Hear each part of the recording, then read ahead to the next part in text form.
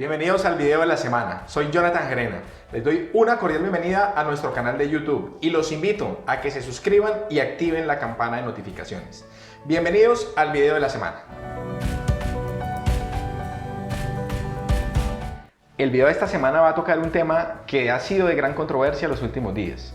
No es un secreto dentro del sector inmobiliario y en torno a los negocios de arrendamiento que el sector asegurador y el sector afianzador se ha destacado los últimos días por las comunicaciones que han notificado a sus asegurados o afianzados con relación al cumplimiento de sus deberes como aseguradores o afianzadores. Para efectos prácticos de este video, cuando hablemos de asegurador o afianzador, imaginémonos una figura muy similar, a pesar de que jurídicamente las dos figuras son bastante diferentes. En ese orden de ideas, hemos titulado este video como el cumplimiento del sector afianzador o asegurador en crisis. Y en crisis porque para nadie es un secreto que el incumplimiento se empieza a notar por parte de estas entidades. Entidades que entre otras cosas han trasladado unas cargas total y absolutamente innecesarias a sus asegurados, con el propósito, no se sabe, si de evadir el pago o quizás buscar una alternativa en medio de las circunstancias que actualmente vivimos. Lo cierto es que eso ha generado gran polémica en la medida en que estas entidades, o por lo menos los servicios que se ofrecen, se tomaron en su momento como una promesa de servicio justamente, en la que los inmobiliarios o las oficinas de arrendamiento a su turno comprometían sus propias obligaciones con los propietarios que representa con el propósito de entregar un valor de servicio o un servicio agregado en el cumplimiento de los contratos de mandato frente a los inmuebles que administran. Entonces, desde ese punto de vista vamos a entrar a revisar varios aspectos. Vamos a entrar a revisar principalmente los argumentos o los fundamentos que hasta ahora se han hecho conocer con los que dichas entidades están fundamentando su legitimidad para exonerarse del pago que les corresponde en virtud de las pólizas. Empecemos entonces por estudiar desde un punto de vista objetivo esas razones que hasta ahora han sido de manera general conocidas o notificadas a los arrendadores para exonerarse dichas entidades de la responsabilidad de pago que les corresponde. Por una parte, se habla mucho de la fuerza mayor. Es un concepto que ha estado de moda los últimos tiempos, no solamente en este sector, sino en muchos otros. Lo cierto es que ese concepto de fuerza mayor no lo podemos considerar como un concepto absoluto. La Corte Suprema de Justicia, diferente jurisprudencia y doctrina al respecto han sido enfáticos en indicar que este no es un concepto absoluto, lo que significa que no aplica para todos los casos de manera generalizada. Cada caso merece un tratamiento puntual. Lo cierto es que en esa puntualidad, en el análisis de cada caso, dichas entidades se están quedando cortas, en algunos casos solamente con el dicho del arrendatario manifestando su imposibilidad en el pago. Y puede que sea cierto, pero que esté imposibilitado en el pago no necesariamente significa que no exista o no se haya configurado el riesgo que está afianzado o que está asegurado. Puede ser que sí exista una imposibilidad de pago, pero esa imposibilidad no debe trasladarse a las responsabilidades derivadas del seguro o de la fianza, como quiera que justamente ese es el riesgo que se está amparando, pues no tendría razón de ser acudir a una póliza o a un servicio de esta naturaleza y pagar cumplida y reiteradamente las primas que por ese servicio se causan para que en un evento de incumplimientos como los que actualmente estamos viviendo se pretendan exonerar del pago aduciendo la fuerza mayor. Desde otro punto de vista, la fuerza mayor tampoco es un aspecto que se declare por una de las partes que está involucrada en el negocio o que está involucrada en la situación en la que se pretende invocar. Significa que la declaratoria de la fuerza mayor no es competencia de ninguna de las partes, no es competencia del arrendatario, no es competencia del arrendador y mucho menos es competencia del afianzador o el asegurador, de manera que al no ser competencia sino exclusiva de los jueces, es un aspecto que no se puede deliberada y abiertamente notificar como un eximente de responsabilidad. Máxime que el concepto de fuerza mayor no pretende relevar de las responsabilidades principales a la persona o al extremo contractual que invoca dicho concepto como un eximente de responsabilidad. Generalmente, la fuerza mayor o cualquier otro eximente de responsabilidad está dirigido es a evitar la aplicación de las sanciones del incumplimiento, más no a relevarse de la obligación principal que le corresponde a la persona que la invoca. Y les pongo un ejemplo. Generalmente los arrendatarios, en sus comunicaciones cuando todo esto del COVID-19 empezó, aducían que por circunstancias de fuerza mayor no podían atender el pago del canon de arrendamiento. Generalmente las respuestas que se daban a ese tipo de comunicaciones era justamente que el arrendatario no era competente para aducir o formular la fuerza mayor como un eximente de responsabilidad. Lo mismo sucede con las aseguradoras y las afianzadoras, por supuesto. Una aseguradora o afianzadora que precise que no va a cumplir su obligación de pago por el hecho de existir fuerza mayor y el equivalente entonces a la inexistencia del siniestro, no significa que así sea. Recordemos que la fuerza mayor no es un aspecto que pueda ser declarado por las partes involucradas o inmersas en el asunto. Desde otro punto de vista, el concepto de fuerza mayor tampoco es instantáneo. No opera de forma automática solamente por el hecho de la declaratoria de una de las partes. Desde esta perspectiva, entonces, la fuerza mayor invocada y comunicada por dichas entidades de afianzamiento y aseguradoras no es una razón desde el punto de vista jurídico válida para exonerarse o relevarse de la responsabilidad de pago que les corresponde. Otro aspecto controversial que hemos observado los últimos días es aquellas comunicaciones dirigidas a las oficinas inmobiliarias en las que se le indica que para acceder al pago o al derecho a la indemnización se deben acreditar las gestiones que se han adelantado con los propietarios y los arrendatarios de los inmuebles dirigidas a buscar acuerdos de pago. Y es que hay algo solo cierto en eso, y es que el decreto 579 establece ese deber para las partes, pero ese deber no debe traducirse como en un requisito para acceder al derecho a la indemnización. Es decir, a ningún asegurado, a ninguna inmobiliaria, ninguna entidad de afianzamiento o aseguradora le puede decir que para efectos de acceder o tener derecho al pago indemnizatorio debe acreditar qué gestiones ha hecho en uno u otro sentido, porque esto es algo que se inventaron dichas entidades simplemente para relevarse de manera irresponsable del pago que les corresponde. Ahora bien, si se logran acuerdos de pago, está bien notificarlo o informarlo a dichas entidades, pero solo si se logran, más no como un requisito para acceder al pago en el evento en que no se hayan logrado. Y es que dichas entidades de alguna manera dan por cierto en ciertos eventos el dicho del arrendatario, en el que ellos les manifiestan que no han podido abrir, que no han podido acceder al comercio o que están en circunstancias de fuerza mayor que les impiden el cumplimiento de sus obligaciones, y las aseguradoras dan por ciertas dichas afirmaciones. Pues en la misma medida deberían partir o dar por ciertas los hechos que motivaron a la inmobiliaria a reclamarle el derecho a ser indemnizado. Generalmente el momento en el que se debe presentar esta reclamación es en el mes posterior al que se presenta la circunstancia de mora, pues deberían presumir dichas entidades que si se le está reclamando es porque no se pudo lograr ningún acuerdo de pago entre propietario y arrendatario, por la razón que sea.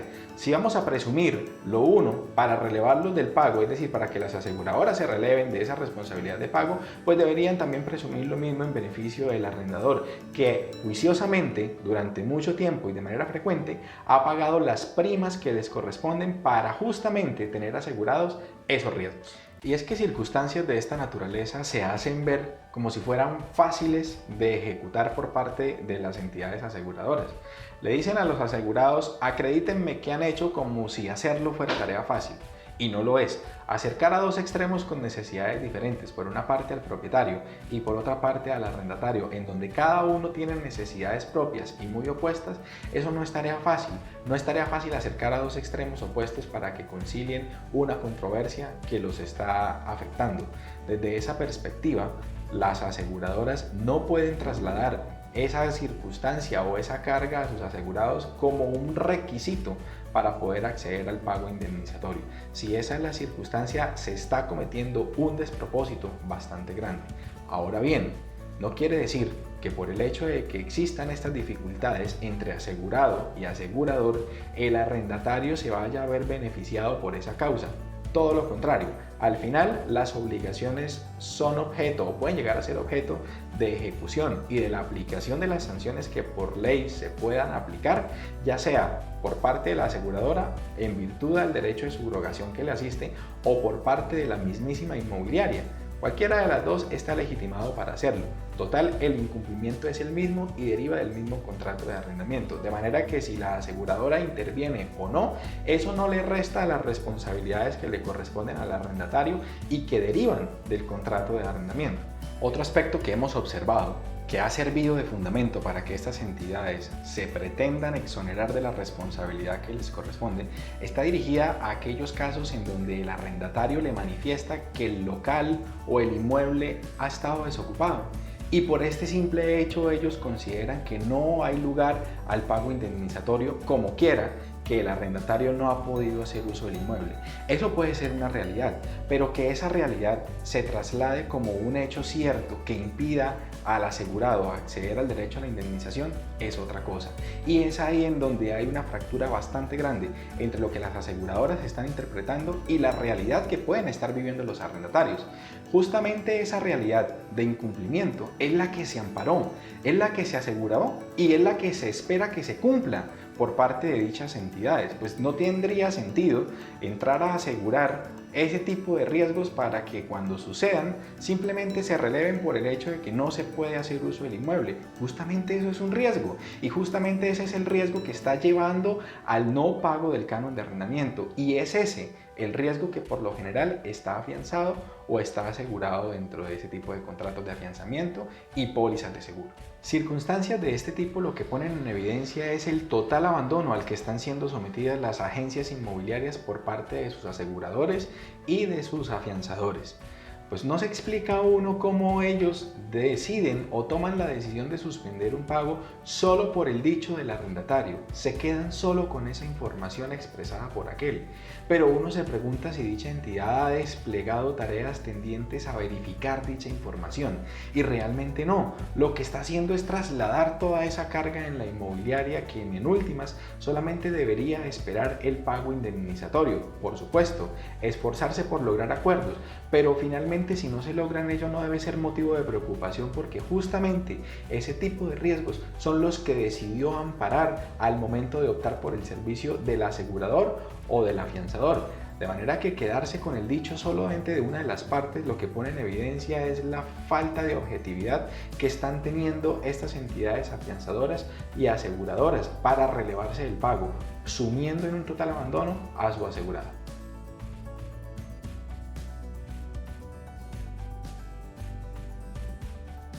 Desde esa perspectiva entonces es importante tomar en cuenta algunas recomendaciones. La primera de ellas, no asumir una actitud pasiva frente a su afianzador o asegurador. Y no asumir una actitud pasiva significa no quedarnos solamente con el dicho o con las circunstancias que se nos notificaron como fundamento para no acceder a la reclamación o al pago indemnizatorio al que ustedes, por ley, tienen derecho. No asumir una actitud pasiva, entre otras cosas, los liberaría eventualmente de cualquier responsabilidad que pueda derivar del contrato de mandato, porque es que no se trata solamente de decirle al propietario que su asegurador no le pagó y ya. Hay que demostrar qué gestiones ustedes como mandatarios adelantaron ante ese asegurador para que esa decisión fuera reversada. Y más si esa decisión está fundamentada en aspectos que no tienen objetividad o que no son jurídicamente válidos para exonerarse del pago que de alguna manera está perjudicando a ese propietario que ustedes representan. De manera tal que al ustedes tener la responsabilidad derivada del contrato de mandato, asumir una actitud pasiva es peligroso y por ende ustedes tienen que buscar o procurar los medios de acudir ante ese asegurador o ese afianzador para que éste replantee o revalide la decisión o por lo menos el fundamento en el que se basó para no atender la reclamación que usted le formuló. Una segunda recomendación es no incurrir en informalidades y acudir a su asegurador o afianzador a través de medios formales y preferiblemente a través de medios que generen cierto apremio, es decir, que generen la obligación de brindar una respuesta sustentada y fundamentada desde el punto de vista jurídico. Está claro que las razones que hasta ahora se han expresado para soportar la falta de pago o el relevo de la obligación de pagar que les corresponde no están sustentadas en razones que desde el punto de vista jurídico sean válidas. Logremos por lo menos esos fundamentos o esos sustentos a través de peticiones respetuosas. Recordemos que todos tenemos el derecho de presentar peticiones respetuosas y obtener respuestas fundamentadas de ellas. De manera que si mi asegurador o afianzador me está dando a mí razones que yo considero desde el punto de vista jurídico inválidas para que se me suspenda el pago indemnizatorio al que tengo derecho, acudamos a él con el propósito de que se replanteen esas razones a través de un derecho de petición, y de esta manera también generamos ese apremio necesario para obtener la respuesta y generar la respuesta de ellos. Y por último, la recomendación que no podía faltar, y es persistir en esa intención de lograr acuerdos o arreglos directos entre las partes. Aquí no podemos ninguno de nosotros esperar a que el gobierno nacional sea quien llegue a resolvernos la vida a través de un decreto. No, aquí hay que aprovechar esta oportunidad que todavía tenemos de autodeterminar los acuerdos a los que podamos lograr. Pero para poderlo hacer dependemos de varios factores. Y aquí un llamado a los propietarios de los inmuebles para que doten de herramientas de negociación a esas inmobiliarias en las que confiaron la administración de sus inmuebles. Si no hay esas herramientas de negociación, difícilmente se van a poder lograr esos acuerdos. A los arrendatarios, el llamado es para que formulen propuestas de pago de alguna manera razonables, que atiendan el espíritu conciliador de que trata el decreto 579 y que de alguna manera garanticen la ejecución del contrato de arrendamiento dentro del marco de obligaciones que razonablemente se puedan cumplir y que razonablemente también atiendan las necesidades del propietario del inmueble. Ahora, también es importante hacer un llamado a los arrendatarios para que los acuerdos y las fórmulas de pago las presenten en tiempo y no de manera extemporánea. El tiempo va avanzando y es importante formular ese tipo de propuestas en tiempos determinados, entre otras cosas para evitar el paso de ese contrato por la aseguradora. De esta manera, ustedes, las oficinas inmobiliarias, también tienen el deber de valorar y evaluar realmente quiénes representan para ustedes en el ejercicio de su actividad un verdadero apoyo y un verdadero respaldo en su actividad inmobiliaria. De esta manera nos despedimos por el momento. Esperamos que este video haya sido de su agrado, les sea de gran utilidad. No olviden seguirnos en nuestras redes sociales. Muchas gracias.